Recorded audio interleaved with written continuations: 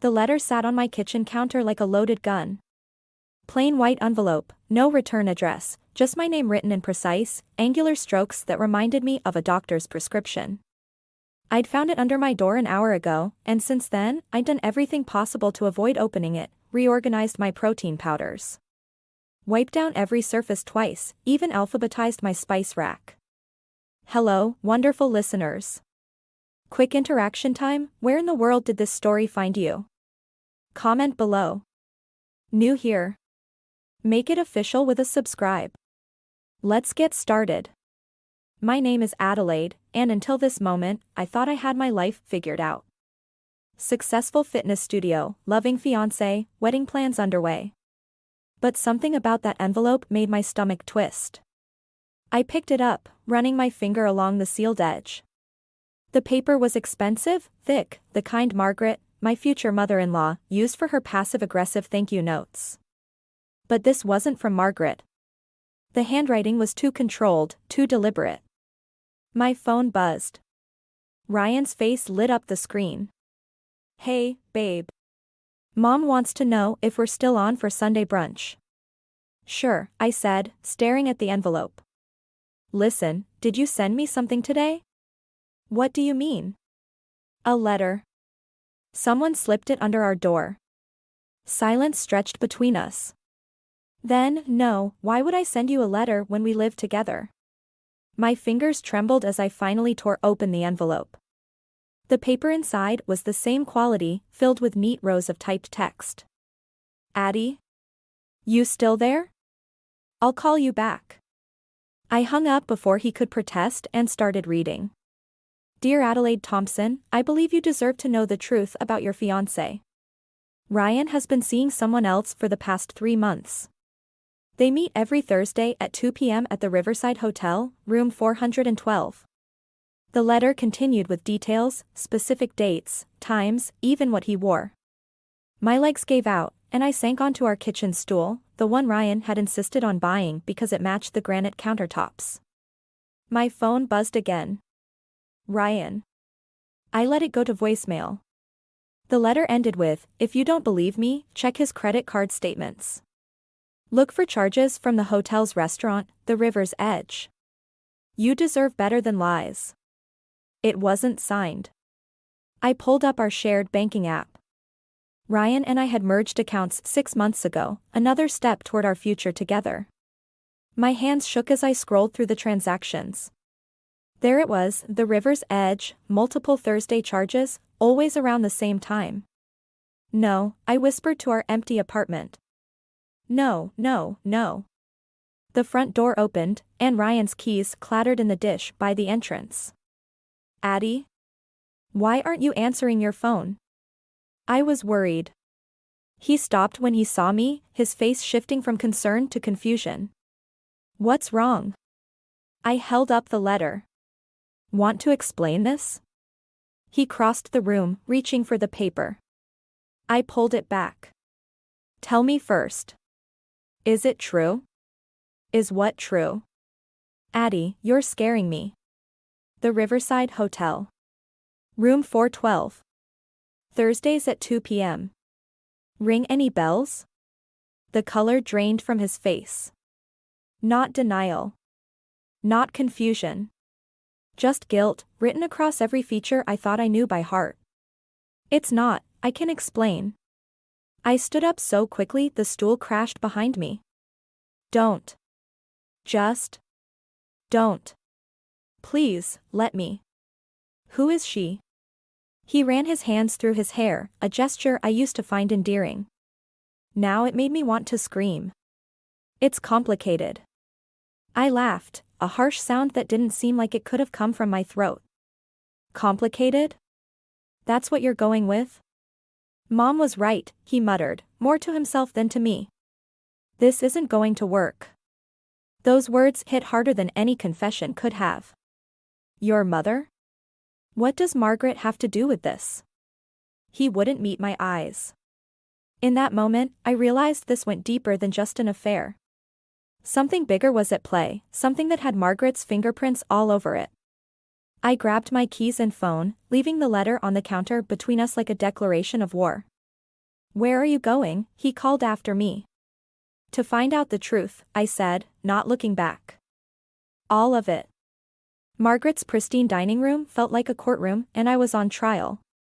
The china clinked too loudly against the plates as we passed dishes around the Sunday brunch table.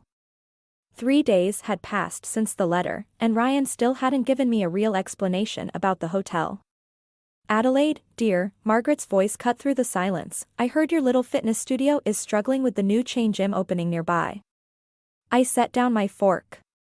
Actually, we've had record sign-ups this quarter. Oh. She raised an eyebrow, cutting her quiche into precise triangles. How surprising.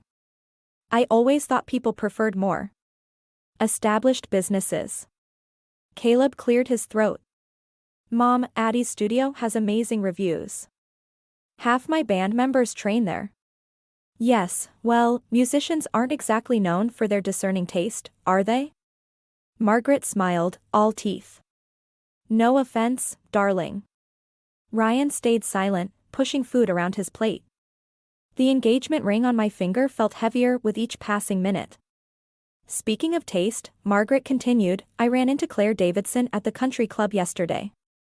You remember her, Ryan? She's doing remarkable things with her interior design firm. Very sophisticated clientele. I watched Ryan's shoulders tense.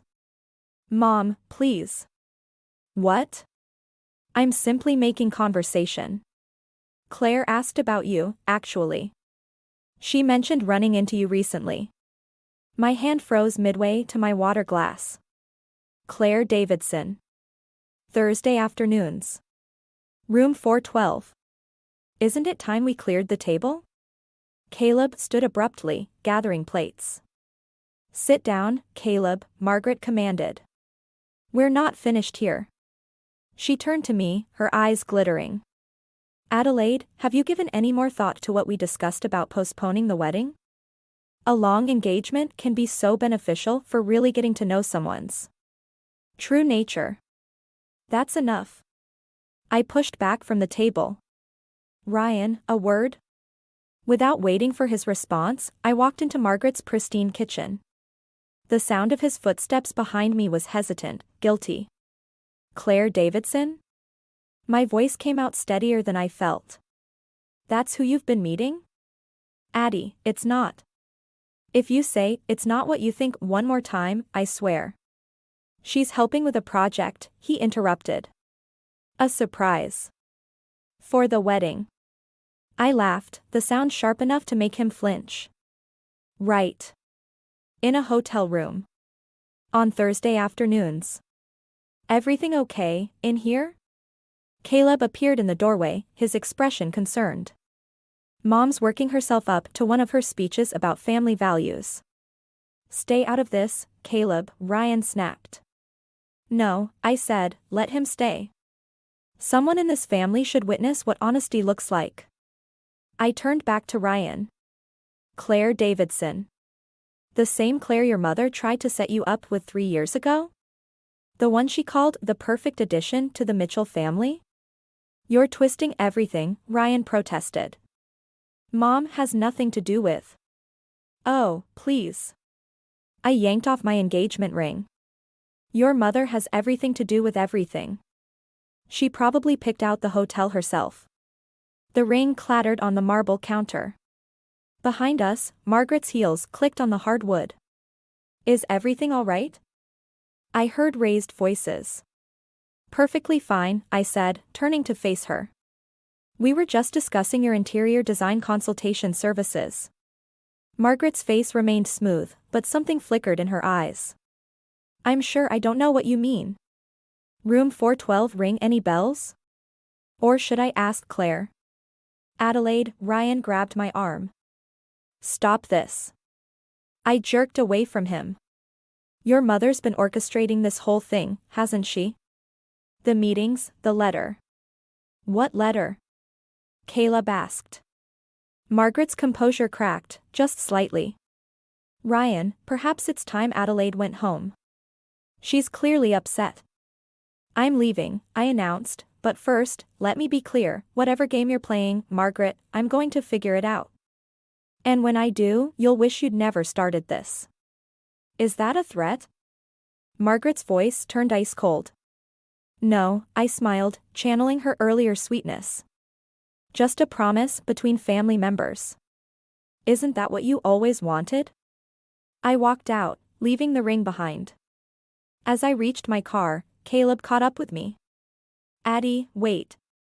What letter were you talking about? I studied his face, searching for any sign of deception. Why don't you ask your mother? I'm sure she has a perfectly reasonable explanation for everything. You know she's not going to stop, right? Neither am I replied, starting my car. Neither am I. Sam's laptop screen glowed in the darkness of my living room, illuminating strings of text messages I shouldn't have been reading.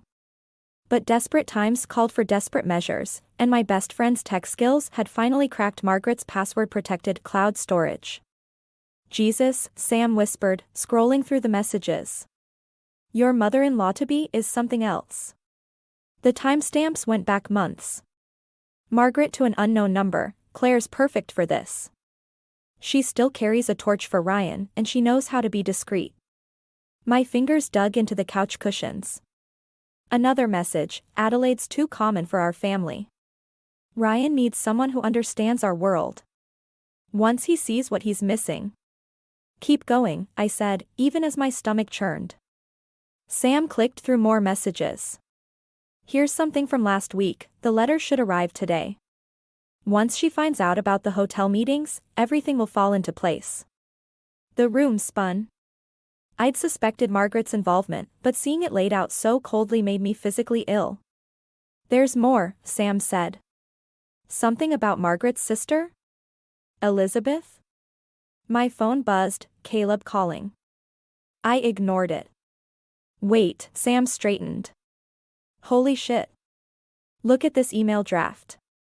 The screen showed an unsent message to Elizabeth. You destroyed my marriage with your lies 25 years ago. Now you're trying to poison Ryan against me through that girl? I won't let another gold digger tear apart my family. I need to confront her, I said, standing. Addie, it's midnight. Perfect timing. I grabbed my keys. The truth comes out in the dark, right? Sam caught my arm. At least let me drive. You're shaking. 20 minutes later, we pulled up to Margaret's Victorian mansion. Lights blazed from the first-floor windows, she was still awake. Want me to come with? Sam asked. No. This needs to be between us. Margaret opened the door before I could knock, wearing a silk robe like she'd been expecting company. Adelaide? What an unexpected surprise. Cut the act. I pushed past her into the foyer. I know about the letter. The hotel meetings. Claire. All of it. She closed the door with deliberate slowness. I'm sure I don't know what you're talking about. Really? Should we call your sister Elizabeth and ask her opinion? Margaret's composure cracked. Fear flashed across her face before being replaced by cold fury. You've been going through my private correspondence? Like you went through my life? Orchestrating meetings between Ryan and Claire? Trying to destroy my relationship? I was protecting my son. From what? Love? Happiness? From making the same mistake his father made. Her voice echoed off the high ceilings. Marrying beneath him, letting some woman destroy everything we built. Mom? We both turned. Ryan stood in the doorway to the study, papers scattered at his feet. Behind him, Caleb looked like he might be sick. How long have you been there? Margaret's voice trembled. Long enough, Ryan said. The letter. The hotel meetings. That was all you? I did it for you. Margaret stepped toward him. Claire comes from our world. She understands. Stop. Ryan's face had gone ash white. Just stop. I watched them, mother and son, standing in the wreckage of their carefully constructed lies. Part of me wanted to savor Margaret's exposure, but another part recognized something broken in her eyes, something that mirrored my own pain. Your sister, I said quietly. Elizabeth. What did she really do? Margaret's shoulders sagged. She told my husband the truth, that I came from nothing. That my family's wealth, our social standing. It was all fabricated. He left me for someone from his own circle. She laughed bitterly. Someone more suitable. So you decided to do the same thing to me? Make history repeat itself? I decided to protect my son from what I went through. By becoming exactly what destroyed you. I shook my head. Congratulations, Margaret. You've become the very thing you hated. I turned to leave, but Ryan caught my hand. Addie, wait. Please. No, I pulled away. Your mother didn't force you to meet Claire. Didn't make you lie to me. That was all you. The truth hung between us like shattered glass, beautiful, dangerous, and impossible to put back together. The box of Ryan's belongings sat by our front door, 3 years of life together reduced to photo frames and forgotten t-shirts. He stood in our living room, keys dangling from his fingers, while I methodically removed every trace of him from our shared apartment. I need time, he said, watching me delete his profile from our Netflix account. To figure things out. Figure what out exactly? I kept my eyes on the screen. Whether you prefer your mother's choice of wife over me? That's not fair. Neither is meeting Claire behind my back. He sighed, that familiar sound of frustration I'd heard so often lately. Nothing happened with Claire. Because you chose not to, or because you hadn't gotten around to it yet? The silence that followed was answer enough. My phone buzzed, Caleb calling again. Third time today. I declined the call. Addie, Ryan stepped closer. Mom was wrong about everything, but she was right about one thing. We rushed into this engagement. I finally looked at him. Rushed? We've been together 3 years. And in those 3 years, have you ever really tried to understand my family's expectations? The laugh that escaped me was hollow. You mean your mother's expectations? The same mother who fabricated her entire background to trap your father? Don't talk about her like that. Why not? It's the truth. Or does that make you uncomfortable, knowing you're just like her, living a lie? He flinched. I never lied about loving you. No, you just lied about everything else. I pulled off the necklace he'd given me for our 2nd anniversary. Here. Give it to Claire. I'm sure she'll appreciate the family heirloom more than this common girl. Stop it. He grabbed my wrist, gentle but firm. This isn't you. You're better than petty jabs. I jerked away. Maybe I'm tired of being better. Maybe I'm tired of being the bigger person while your mother schemes and you. You just let it happen. My phone buzzed again. This time, a text from Caleb, need to talk. It's about Mom and Claire. Important. Take your things, I said, turning away from Ryan. I'll have the rest shipped to your mother's house. I'm not moving in with Mom. No? Then where are you going? He hesitated. Claire offered her guest room.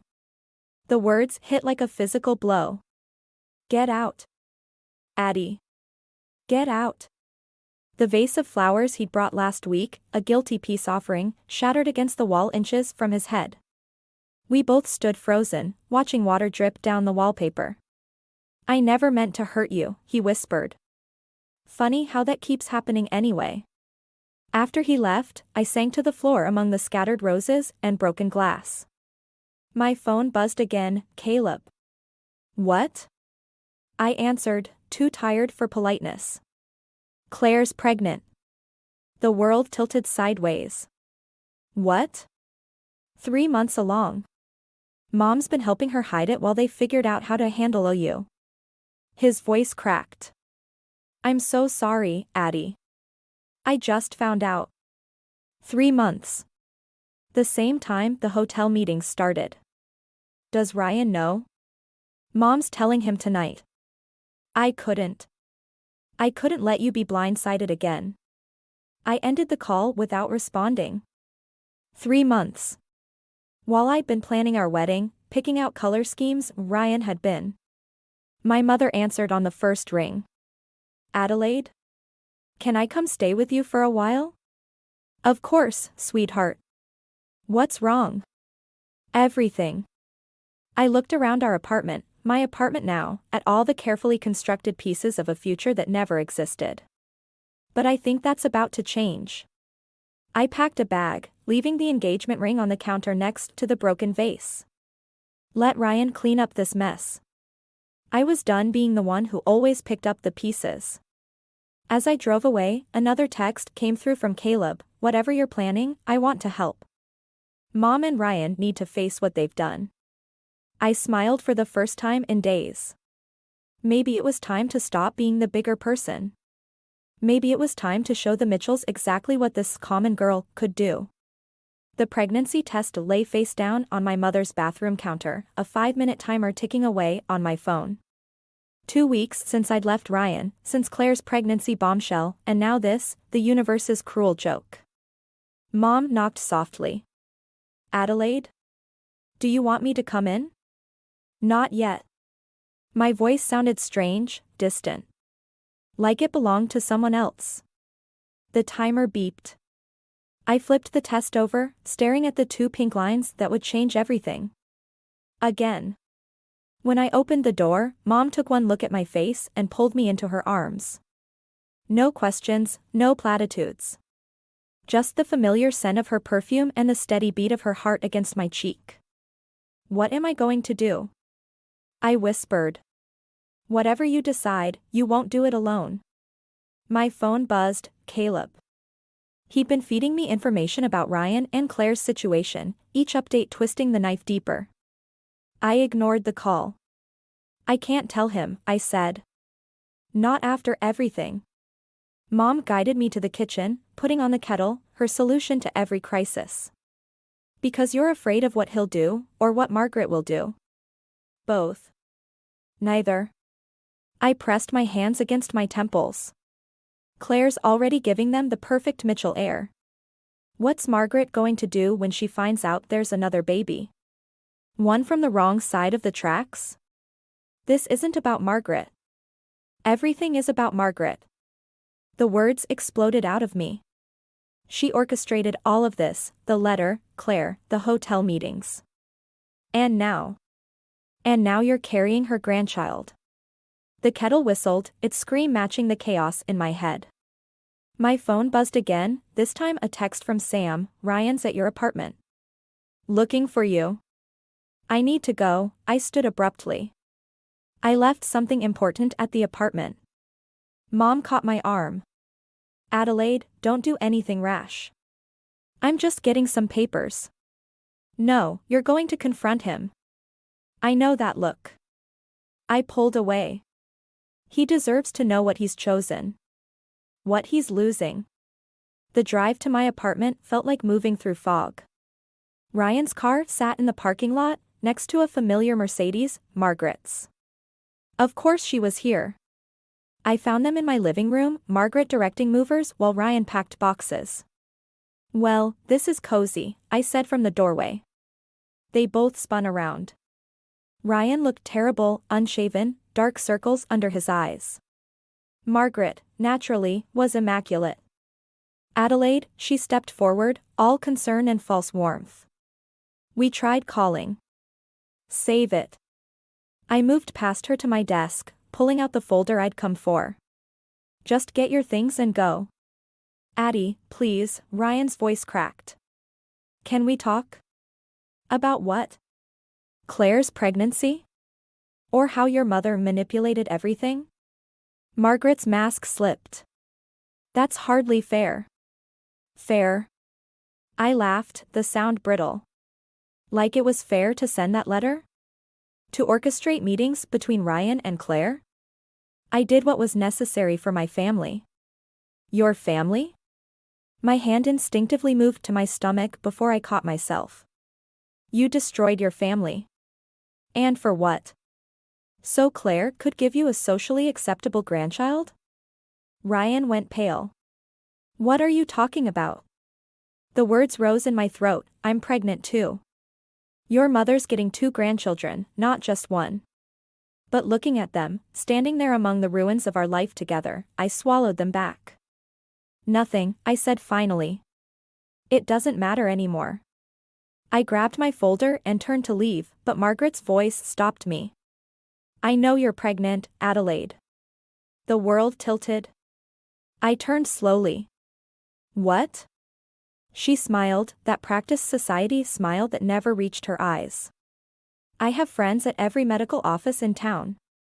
Did you really think you could keep it secret? Ryan staggered back like he'd been hit. You are. We are. Congratulations, Margaret said smoothly. Now we can discuss how to handle this situation properly. For everyone's sake. In that moment, looking at her calculated expression, I finally understood. This wasn't just about control or social status. This was about power, the power to shape lives, to determine futures. And she just played her last card.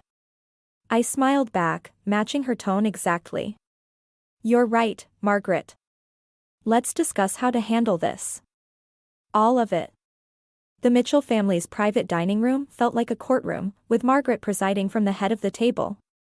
Ryan sat to her right, Claire to her left, while Caleb hovered near the window, looking like he'd rather be anywhere else. I remained standing, my hands pressed flat against the polished mahogany to keep them from shaking. Well, Margaret smiled, shall we discuss the arrangements? Arrangements? My voice stayed steady, surprising even me. For both children, of course. The Mitchell heirs should be raised together, don't you think? We have plenty of room here at the estate. Ryan's head snapped up. Mother. It's the only sensible solution, Margaret continued.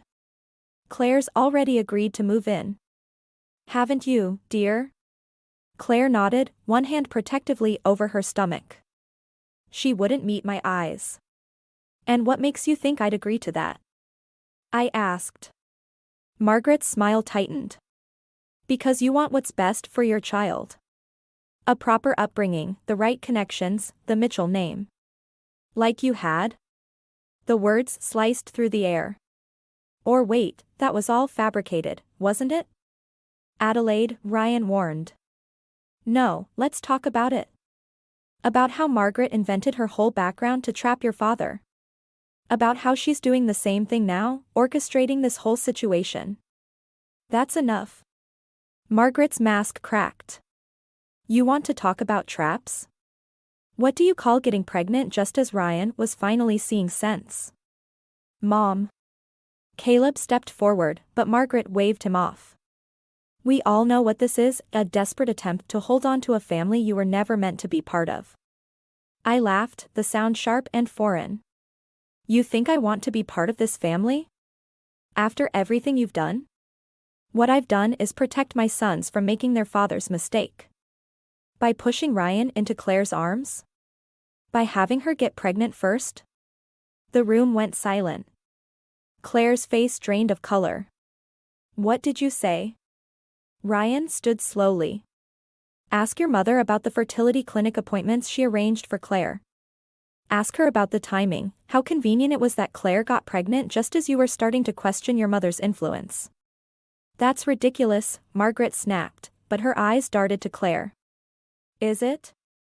I pulled out my phone, playing the voicemail I'd been saving. Claire's voice filled the room. Margaret, the doctor confirmed it. 3 months, just like you planned. Ryan won't be able to walk away now. The recording ended. Claire burst into tears. Ryan looked like he might be sick. You planned this, he whispered to his mother. All of it? Margaret's composure crumbled. I did what was necessary. That girl would have ruined you, just like my father was ruined? Ryan's voice rose. By marrying beneath him? By loving someone you didn't approve of? By being deceived?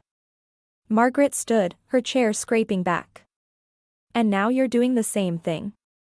Adelaide's no different from me, lying, manipulating, using a baby to trap you. The difference is, I said quietly, I don't want your son. Or your name. Or anything else from this toxic family. Then what do you want? Margaret demanded. For my child to never know what it feels like to be a pawn in someone else's game. I turned to Ryan. I'm leaving town. Starting fresh somewhere else. You can tell everyone whatever story makes you look best. Addie, please, as Ryan reached for me.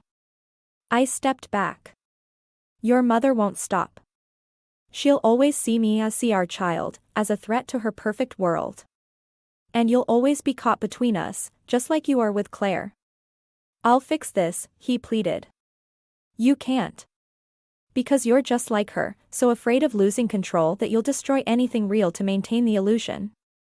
I walked out, leaving them with their perfectly arranged lives and carefully constructed lies. In the driveway, Caleb caught up with me. What you said about leaving town. I meant it. He nodded. Take me with you. I stared at him, seeing the same desperate need for escape in his eyes that I felt in my soul. Behind us, raised voices spilled from the house, the sound of a family imploding under the weight of its own deceptions. Okay, I said. Let's go. The envelope arrived 3 days after Caleb and I left town. No return address, just my name in that same precise handwriting as the first letter.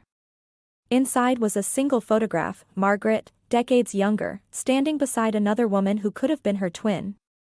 Elizabeth, Caleb said, looking over my shoulder. Mom's sister. I haven't seen her since I was a kid. We sat in my mother's vacation cottage, boxes still unpacked around us. The photo trembled in my hands. Why would she send this now? My phone rang, an unknown number. I answered on speaker. Hello, Adelaide. The voice was eerily similar to Margaret's, but softer. I believe it's time we met. An hour later, we sat across from Elizabeth Mitchell in a quiet cafe. She looked like Margaret's ghost, same aristocratic features, but worn by time and hardship instead of preserved by privilege. I sent the first letter, she said without preamble.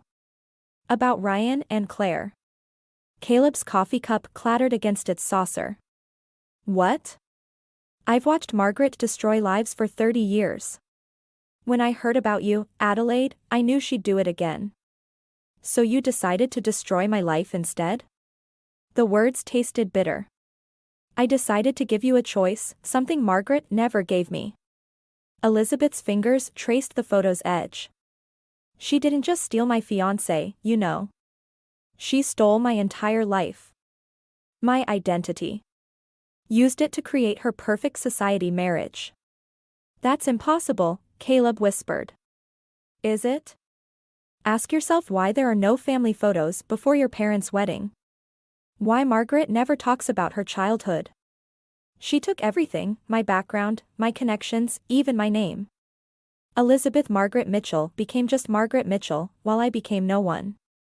My hand instinctively moved to my stomach. Why tell us now? Because history's repeating itself. Margaret orchestrating Claire's pregnancy, pushing Ryan to choose the right path. She's still trying to control the narrative, create her perfect family story. At what cost? Caleb's voice cracked. That's what I wanted Adelaide to see. Before it was too late. My phone buzzed, Ryan calling. Again. He's been trying to reach you, Caleb said quietly. I know. Elizabeth leaned forward. Margaret will never stop. She'll use both babies to maintain her control. Unless. Unless what? Unless you do what I never could. Tell the truth. All of it. The phone buzzed again. This time, a text from Sam, Ryan's here at the studio looking for you. Says it's about Margaret. I have to go back, I said, standing. Addie, no, Caleb started. Not to stay. To finish this. For all of us. I looked at Elizabeth. Will you help? She smiled, a real smile, nothing like Margaret's practiced version. I've waited 30 years to tell my story. The drive back felt like moving through a dream. We found Ryan at my studio, looking haunted. "Mom's in the hospital," he said when he saw us. She tried to. "Is she okay?" Caleb asked. "Physically, yes. But she keeps asking for you, Addie." "And Elizabeth?" Elizabeth stepped out from behind me. Ryan stumbled back. "Hello, nephew," she said softly. "I don't understand." "You will." I moved past him to unlock the studio. "Call Margaret's doctor. Tell her to expect visitors. It's time for a family reunion." "Adelaide," Ryan caught my arm. "I left Claire. After what Mom did. I couldn't. This isn't about us anymore," I pulled away gently. "It's about breaking a cycle. For all our children." In the fading light, I watched Ryan make the call, saw Caleb embrace his aunt, felt my baby move for the first time. Small moments of truth breaking through decades of lies. "Ready?" Elizabeth asked. I nodded, thinking of Margaret in her hospital bed, finally forced to face the ghosts of her past. "Ready?" Sometimes revenge isn't about destroying someone. Sometimes it's about forcing them to see their own reflection, unfiltered by the lies they've built their life upon. Margaret's hospital room felt smaller than it should have, crowded with the weight of decades of lies. She lay propped against white pillows, her perfect facade cracked by exhaustion and something that looked almost like fear. Elizabeth. The name escaped her lips like a ghost. "Hello, Margaret. Or should I say, little sister?" I stayed by the door while Elizabeth approached the bed, the truth stretched between them like a tightrope. Ryan and Caleb flanked their mother, watching this stranger who wore her face. "You had no right," Margaret whispered. "To what?" "My own life? The one you stole? I made something of it. Something better than you ever could." Elizabeth pulled out the old photograph. "Better? You built an empire on lies, Margaret. And now it's crumbling, just like mine did 30 years ago." Margaret's hands trembled. "I protected my family." "No," I stepped forward. "You controlled them. There's a difference." "Adelaide," Ryan reached for me, but I shook my head. "I'm not here for reconciliation. I'm here so your children can understand why their mother would rather destroy their happiness than lose her grip on the narrative." "They don't need to know," Margaret started. "We already do," Caleb interrupted. "About Claire, about Elizabeth, about everything." "It's over, Mom." Margaret's composure shattered. "I did it for you. Both of you. I gave you the life I never had. You gave us lies," Ryan's voice cracked. "And now there are 2 children who'll pay the price. Unless we break the cycle," I said, touching my stomach. "Right here. Right now." Elizabeth placed the photograph on Margaret's bed. "Tell them the truth, Margaret. All of it. Or I will." The silence stretched, filled with the beeping of hospital monitors and the weight of unspoken confessions. Finally, Margaret spoke, her voice small. "I was nobody. Elizabeth was everything, beautiful, sophisticated, engaged to the perfect man. I needed. To be me," Elizabeth finished. "To be better than you." The truth spilled out, how Margaret had stolen her sister's identity while Elizabeth was traveling abroad. How she'd stepped into her life so seamlessly that even their parents couldn't prove otherwise. How she'd married Elizabeth's fiancé, built her perfect world on a foundation of carefully constructed lies. "And now?" I asked when she finished. "What happens to your perfect world?" Margaret looked at her sons, then at me. "You'll tell everyone." "No," Elizabeth said. "You will. Because if you don't, if you try to maintain this facade, you'll lose them anyway. Look what it's already cost you." Ryan moved to the window, his shoulders tight. "Claire lost the baby.